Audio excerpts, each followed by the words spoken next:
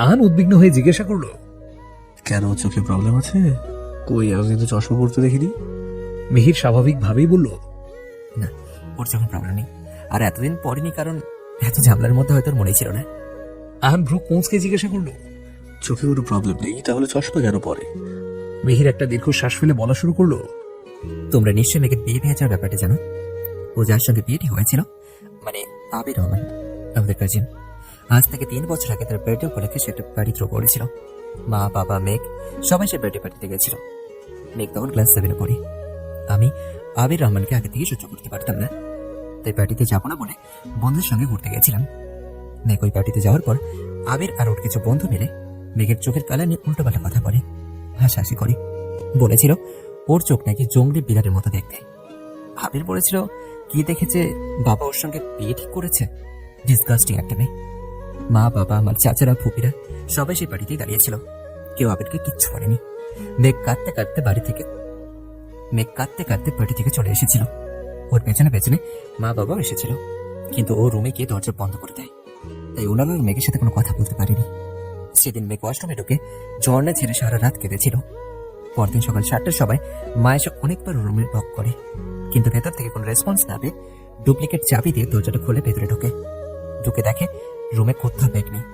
ওয়াশরুমের দরজাটা খোলা ছিল। মা ওয়াশরুমে ঢুকে দেখলো মেঘ শাওয়ারের নিচে অজ্ঞান হয়ে পড়ে আছে। সারা রাত ভেজার কারণে সারা শরীর নীল হয়ে গেছিল। আমাকে আমার এক ভাই কাজিন রাতে ফোন করে সবটা জানাই। আমি এসে দেখি ওয়াশরুমে বসে মা মেঘকে চড়ে ধরে কাঁদছিল। তারপর আমি মেঘকে হসপিটালে নিয়ে আসি। ওর অবস্থা খুব খারাপ ছিল, প্রায় মরতে মরতে বেঁচে গেছিল। তারপর থেকে মেঘ চশমা পরা শুরু করেছে। অনেকবার বারণ করেছিলাম যাতে চশমা না পরে, কিন্তু শোনেনি। মিহিরের কথা শুনে আহানের রাগে মাথা ফেটে যাচ্ছে। এখন যদি আবিরকে একবার হাতের কাছে পেত তাহলে মেরে মাটিতে পুঁতে দিত। হাতটা মুঠো করে দাঁতে দাঁত চেপে চুপচাপ বসে রইল। মিহির তাকিয়ে দেখলো সবার চোখে মুখে রাগ স্পষ্ট ফুটে উঠেছে। আহির রেগে বলল, আবিরকে কিছু বলিসনি? মিহির স্বাভাবিকভাবেই বলল, না। হিয়ান রেগে বলল, না মানে কি? ওরা মেঘকে এভাবে অপমান করলো আর তুই ওদের ছেড়ে দিলি? মিহির শয়তানি একটা হাসি দিয়ে বলল, খাবডান ব্রো, ওদের আমি মুখে কিচ্ছু বলিনি। হকি স্টিক দিয়ে মেরে আবির সহ সবগুলো হাত পা ভেঙে দিয়েছিলাম।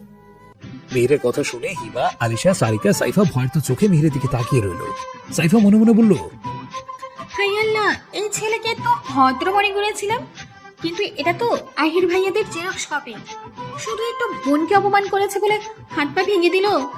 যদি জানতে পারে আমি ওনাকে ভালোবাসি তাহলে আমাকে মেরে হাড়গোড় ভেঙে দেবে। তখন আমার জন্য শুধু একটা কবিতাই প্রযোজ্য হবে। এক যে ছিল সাইফা, ক্রাশ খেলো যে, ক্রাশের জায়গায় ক্রাশ তো আছে, কিন্তু সাইফা গেল কই? হিয়ান কৌতূহল নিয়ে বলল, ভেরি গুড। তোকে ওরা দেখেনি? না, ঘুরে পড়ে গেছিলাম, তাই ওরা কেউ আমাকে দেখতে পায়নি। কিন্তু সেদিন বড্ড ভুল হয়ে গেছিল। সেদিন যদি আবির হাত পা না ভেঙে জানে মেরে দিতাম, তাহলে এবারে আমার বোনটাকে এত কষ্ট পেতে হতো না। আহান শক্ত কণ্ঠে মিহিরকে উদ্দেশ্য করে বলল, যে ভুলটা করেছিস সেটা শুধরে দে, ওই রাস্কালটাকে এখন মেরে দে। সবাই অবাক হয়ে আহানের দিকে তাকালো। দেখে মনে হচ্ছে ভীষণ রেগে আছে। মিহির শান্ত গলায় বলল, সেটা করার এখন আর কোনো উপায় নেই। মেঘ আমাকে দিয়ে প্রমিস করিয়েছে আমি যেন আবিরকে আর জেনকে হার্ট না করি, নাহলে এতদিনে ওই দুটোকে মেরে আমি মাটিতে পুঁতে দিতাম। মেঘ সিঁড়ি দিয়ে নামতে নামতে বলল,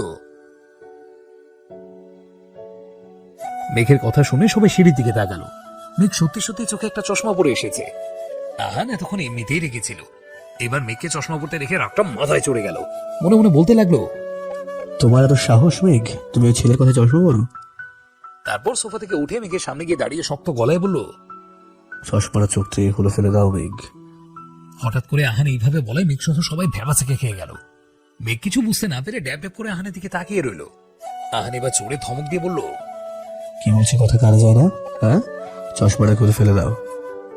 আহানের ধমকে মেঘ কেঁদে উঠল, প্রায় কেঁদে দিবে এমন অবস্থা। আহানের এত জোরে ধমক শুনে বড়রাও সবাই খাওয়া ছেড়ে ড্রয়িং রুমে দেখতে এলো কি হয়েছে। দেখলো মেঘ মাথা নিচু করে দাঁড়িয়ে আছে। আহান ওর দিকে কিছুক্ষণ অগ্নি দৃষ্টিতে তাকিয়ে থেকে শক্ত কণ্ঠে বলল, তার মানে তুমি আমার কথা শুনবে না, চশমাটা খুলবে না, তাই তো? তাহলে যা করার আমাকেই করতে হবে। বড়রা সবাই দাঁড়িয়ে দাঁড়িয়ে আহানের কাণ্ড দেখছে, কিন্তু কি হচ্ছে কিছুই বুঝতে পারছে না। আহান একটা টান দিয়ে মেঘে চোখ থেকে চশমাটা খুলে নিজের হাতের মধ্যে নিয়ে চুলে একটা চাপ দিয়ে চশমাটা ভেঙে ফেললো। তারপর মেঘের দিকে তাকিয়ে শান্ত গলায় বলল, আর কখনো যেন তোমাকে চশমা পরতে না দেখি। যদি পড়েছ আমার থেকে খারাপ কিন্তু আর কেউ হবে না। আর একটা কথা কি জানো মেঘ, যে তোমাকে ভালোবাসবে সে তোমার ভালো খারাপ সবটা দেখেই তোমাকে ভালোবাসবে। আর যে তোমাকে পছন্দ করে না, তার জন্য তুমি যদি নিজেকে 1000 বদলাও, তাও সে তোমাকে পছন্দ করবে না। তাই তোমার কারোর জন্য নিজেকে পাল্টানোর কোনো প্রয়োজন নেই। তুমি যেমন সবসময় তেমনই থাকবে। আহানের কথাগুলো সব মেঘের মাথার উপর দিয়ে গেল। ও ফেলফেল করে আহানের দিকে তাকিয়ে রইল। মেঘকে এভাবে তাকাতে দেখে আহানের রাগ গলে জল হয়ে গেল। ও কিছু একটা ভেবে ঠোঁট চেপে হেসে মেঘকে উদ্দেশ্য করে বলল, আমিও বা কাকে কি বোঝাচ্ছি, দেখ তোমাকে আর বেশি কিছু ভাবতে হবে না। এত কঠিন কঠিন কথা তোমার এই ছোট্ট মাথায় ঢুকবে না। শুধু একটা কথা মনে রেখো, অকারণে কখনো চশমা পড়বে না, বুঝেছ? মেঘ উপর নিচ করে হ্যাঁসূচক মাথা নাড়ালো। আহান মুচকি হেসে বলল, গুড গার্ল। তারপর আহান সিঁড়ি বেয়ে উপরে উঠে মেঘের রুমে চলে গেল। মেঘ গিয়ে থপ করে সোফায় বসে পড়ল। তারপর ঠোঁটটা উল্টিয়ে কাঁদো কাঁদো হয়ে হিয়াকে জিজ্ঞাসা করলো, হিমা আপি, আহান ভাইয়া আমার রুমে কেন গেল? মেঘের এরকম ফেস দেখে ওরা সবাই হেসে দিল।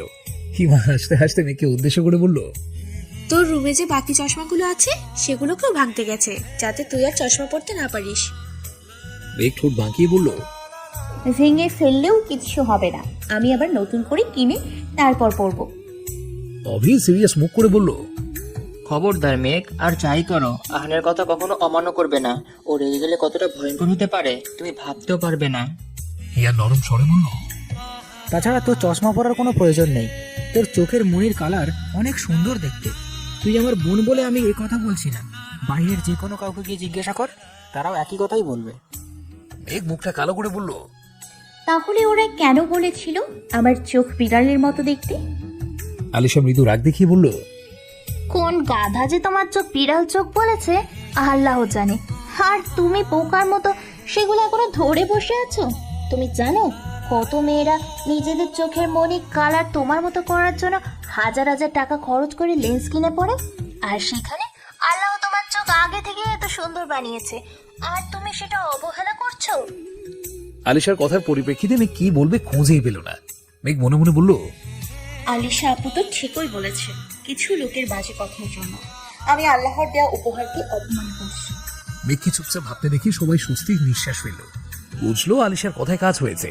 সবাইকে উদ্দেশ্য করে মোনা খান জিজ্ঞাসা করলো, এখানে অ্যাকচুয়ালি হচ্ছেটা কি? দয়া করে আমাকে কেউ বলবে প্লিজ। মোনা খানের কথায় ওরা সবাই পেছনে ঘুরে তাকালো। দেখলো বড়রা সবাই সেখানে দাঁড়িয়ে আছে। এতক্ষণ ওনারা চুপচাপ দাঁড়িয়ে থেকে এখানে কি হচ্ছিল সেটা দেখছিল, তাই ওরাও কেউ ওনাদের খেয়াল করেনি। আহির ওনাদের কাছে গিয়ে এতক্ষণ এখানে যা যা হয়েছে শুরু থেকে সবটা বলল। সারাটা দিন ওদের সবার অনেক হাসি মজায় কাটলো। সন্ধ্যার দিকে সবাই নিজেদের বাড়িতে চলে গেল। তার 2 দিন পর আসম রহমান আহিরের ভার্সিটিতে গিয়ে মিহিরের অ্যাডমিশন করিয়ে আসলেন। মেঘের অ্যাডমিশন আগে এখানকার একটা কলেজে করিয়ে রেখেছিলেন। নতুন বাড়িতে আসার কিছুদিন পরেই মেঘ মিহির নিজেদের পড়ালেখা নিয়ে ব্যস্ত হয়ে গেল। প্রিয়জনের সাথে কাটানো সময়গুলো খুব তাড়াতাড়ি চলে যায়। কেটে গেল আরো একটা মাস। মিহির এখন একদম সুস্থ হয়ে গেছে। এই 1 মাসে মেঘেরা সবাই অনেকবার বাইরে ঘুরতে গেছে, অনেক মজা করেছে। মেঘ আর মিহিরকে নিয়ে ওরা সবাই অভিদের বাড়িতেও গিয়েছিল। অভির মা বাবাও মেঘ আর মিহিরের সাথে এমন ভাবে কথা বলেছে যেন মেঘ আর মিহির ওনাদের নিজের ছেলে মেয়ে। এতগুলো দিনে মেঘের সবার সাথে ভালো সম্পর্ক হলেও আহানকে এখনো 2 চোখে সহ্য করতে পারে না মেঘ। কিন্তু মেঘের কাছে তার চেয়েও বিরক্তিকর বিষয় হলো মিহির আহান ভাইয়া বলতে অজ্ঞান। আহানের কথার বাইরে 1 পাও চলে না। আজকে বড়রা ছোটরা সবাই হিয়ানদের বাড়িতে এসেছে। অভির মা বাবা, রিয়ানের মা বাবাও এসেছে। সবাই একসাথে থাকার পরেও আজকে সবার মন খারাপ, কারণ আজকে সন্ধ্যায় আহান, হিয়ান, হিমা, অভি, রিয়ান ওরা সবাই ইউএসএ ফিরে যাবে। ওদের ছুটি শেষ, তাই সবাই মিলে সিদ্ধান্ত নিয়েছে দুপুরে মেঘের মামাদের বাড়িতে খেয়ে তারপরে এখান থেকে সবাই এয়ারপোর্টের উদ্দেশ্যে রওনা দেবে। চৌধুরী বাড়ির ছাদে বসে আছে ছোটরা সবাই, বড়রা সবাই নিচে ড্রয়িং রুমে বসে আছে। মেঘের মা, খালামুনি আর 2 মামি ওনারা রান্নার কাজে ব্যস্ত। এখন দুপুর 12:25 বাজে। ছাদে হালকা রোদ আর তার সাথে মৃদু বাতাস বইছে। প্লাস্টিকের চেয়ারে বসে সবাই হালকা স্ন্যাক্স খেতে খেতে টুকিটাকি কথা বলছে। মেঘ বিষণ্ণ চেহারায় বলল, আচ্ছা তোমাদের এক্ষুনি যেতে হবে, আর কটা দিন থেকে গেলে হয় না? হিমা মুচকি হেসে বলল, আহান ভাইয়াদের কিছুদিন পরই এক্সাম, আর তাছাড়া প্রায় 4 মাস হতে চললো আমরা বাংলাদেশে এসেছি, এখন তো যেতেই হবে। মেঘ মুখ ফুলিয়ে বলল, কেন যেতে হবে? বাংলাদেশে কি ভালো কলেজ, ইউনিভার্সিটি নেই? তোমাদের সবাইকে কেন লন্ডনে গিয়ে পড়ালেখা করতে হবে? হিমা কি বলবে বুঝতে পারছে না। আলিশা মুচকি হেসে বলল, মেঘ, সবাই কোথায় যাচ্ছে? আমি, আহির, মিহির, সারিকা, সাইফা, সাহির, আমরা তো আছি। মেঘ অভিমানী সুরে বলল, তো তুমি কেন আছো? তুমি ওদের সাথে চলে যাও, আমার কাউকে লাগবে না। আহির মজা করে মেঘকে উদ্দেশ্য করে বলল, আরে বুঝতে পারছিস না, আলিশা আপু তো আমাকে খুব ভালোবাসে, তাই আমাকে ছেড়ে কোথাও যেতে চায় না। আলিশা আহিরকে একটা থাপ্পড় মেরে বলল, তোকে সবসময় ফাজলামি করতেই হবে, তাই না? দেখছিস একটা সিরিয়াস বিষয় নিয়ে কথা বলছি, তার মধ্যেও তোকে নাক গলাতেই হবে। আহির কনফিউজড হওয়ার ভান করে বলল, না, কোথায় বলা না, আমি তো মুখ দিয়ে বললাম। আহানের কথায় সবাই এসে দিল। অভি মেঘের দিকে তাকিয়ে বলল, মেঘ, আমরা চলে গেলে তুমি আমাদের মিস করবে? মেঘ মুখটা কালো করে উপর নিচ মাথা নাড়ালো, যার মানে হ্যাঁ। অভি কৌতূহল নিয়ে জিজ্ঞাসা করলো, কাকে কাকে সবচেয়ে বেশি মিস করবে? তোমাদের সবাইকে আমি অনেক মিস করব। অভি মুচকি হেসে বলল, সবাইকে মানে আহানকে মিস করবে? মেঘ আর চোখে একবার আহানের দিকে তাকালো। আহান চুপচাপ বসে ফোন স্ক্রল করছে। মেঘ গলার স্বরটা একটু নিচু করে বলল, সত্যি বলবো নাকি মিথ্যে বলবো? অভিও গলার স্বরটা একটু ছোট করে বলল। সত্যিটাই বলো। মেঘ জোরেই বলল, আমি আহান ভাইয়াকে একটু মিস করব না। উনি এখান থেকে চলে গেলে আমি সবচেয়ে বেশি খুশি হব। মেঘের কথা শুনে সবার চোখ বড় বড় হয়ে গেল। ওরা সবাই একবার মেঘের দিকে তাকাচ্ছে আর একবার আহানের দিকে তাকাচ্ছে। আহান ফোন থেকে চোখ তুলে মেঘের দিকে শান্ত দৃষ্টিতে তাকালো। অভি অবাক হয়ে জিজ্ঞাসা করলো, আমাদের সবাইকে মিস করবে, কিন্তু আহানকে কেন করবে না? কারণ তোমরা সবাই আমাকে খুব ভালোবাসো। আহান ভাইয়া আমাকে একটুও ভালোবাসে না, সব সময় শুধু বকে ধমক দেয়। মেঘের কথা শুনে সবার মুখ হা হয়ে গেল। ওরা সবাই এমন ভাবে মেঘের দিকে তাকালো যেন ও একটা এলিয়েন। আহান চোখ ছোট ছোট করে মেঘের দিকে তাকিয়ে রইল। কিছুক্ষণ পর সবাই দুপুরে খাবার খেয়ে নিল। তারপর আহানরা সবাই একে একে রেডি হতে চলে গেল। ওরা যে ড্রেসগুলো নিয়ে যাবে সেগুলো আগেই প্যাকিং করে গাড়িতে রেখে দিয়েছে। মেঘ রেডি হয়ে হিমা রুমে যাচ্ছিল। তখনই হঠাৎ কেউ ওর হাতে টান দিয়ে একটা রুমে নিয়ে আসলো। আচমকে এইভাবে কেউ মেঘকে নিয়ে আসায় ও হকচকিয়ে গেল। সামনে তাকিয়ে দেখলো ওর থেকে কিছুটা দূরে আহান দাঁড়িয়ে আছে। মেঘ চোখ বড় বড় করে আহানের দিকে তাকিয়ে বলল, আপনি? আহান একটু মেঘের দিকে ঝুঁকে বলল, কেন, অন্য কারো থাকার কথা ছিল বুঝি? মেঘ একটু পিছিয়ে গিয়ে বলল, আমি সেটা বলিনি। আপনি আমাকে এখানে কেন আনলেন? আহান ভাখা হেসে বলল, ভালোবাসতে। মেঘ কাঁপা কাঁপা গলায় বলল, ভালোবাসতে মানে কি? আহান মেঘের কোমরে হাত দিয়ে একদম নিচের সাথে মিশিয়ে নিল। মেঘ হালকা কেঁপে উঠল। আহান এত কাছে আসায় ওর ভীষণ অস্বস্তি লাগছে। এয়ার কন্ডিশনের মধ্যেও দরদর করে ঘামছে। আহান মেঘের কানের কাছে এসে স্লো ভয়েসে বলল, তখন বলেছিলে না আমি নাকি তোমাকে ভালোবাসি না, তাই তুমি আমাকে একটু মিস করবে না। তার জন্য তোমাকে এখানে ভালোবাসতে নিয়ে আসলাম, যাতে আমি এখান থেকে চলে যাওয়ার পরও তুমি আমাকে বেশি করে মিস করো। মেঘের দম বন্ধ হয়ে যাচ্ছে। ওর এতটা কাছে আগে কোনো ছেলে কখনো আসেনি। ভয় রীতিমতো কাঁপাকাঁপি শুরু হয়ে গেছে। মেঘকে এইভাবে কাঁপতে দেখে আহান একটা মুচকি হাসি দিয়ে মেঘে ঠোঁটের সাথে ঠোঁট মিলিয়ে দিল। মেঘ চোখ দুটো রসগোল্লার মতো করে স্ট্যাচু হয়ে দাঁড়িয়ে আছে। আহান মেঘকে ছেড়ে হাতের বুড়ো আঙুল দিয়ে নিচে ঠোঁট মোছে ডেভিল মার্কে একটা হাসি দিয়ে বলল, আই হোপ আমি যতদিন দেশে না ফিরছি আমার ভালোবাসার ছোঁয়া তোমার মনে থাকবে। আর যদি ভুলে যাও তাহলে আবার ফিরে এসে মনে করিয়ে দিয়ে যাও। শেষের কথাটা আহান একটু হুমকি সুরে বলল। মেঘ কি বলবে কিছুই বুঝতে পারছে না। ও এখনো স্ট্যাচু হয়েই দাঁড়িয়ে আছে। আহান মেঘের দিকে একটু তাকিয়ে ওর কপালে গভীর ভাবে একটা চুমু খেলো।